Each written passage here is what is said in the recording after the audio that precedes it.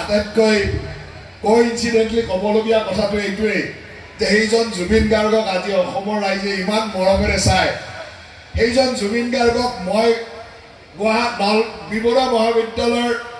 সাধাৰণ সম্পাদক হিচাপে প্ৰথমবাৰৰ কাৰণে আৱিষ্কাৰ কৰিছিলোঁ আৰু তেওঁক যুৱ মহোৎসৱলৈ লৈ গৈছিলোঁ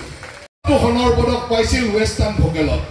আৰু সেই জুবিন গাৰ্গক তেতিয়া কোনোৱে চিনি নাপায় এজন কলেজীয়া ছাত্ৰ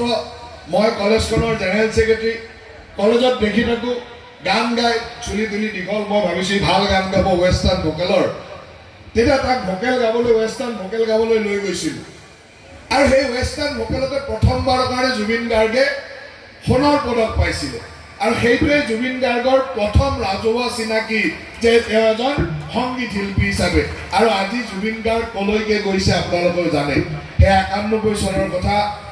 আৰু আজিও সেই সম্পৰ্কবিলাক আমাৰ মাজত খুব মধুৰ হৈ থাকে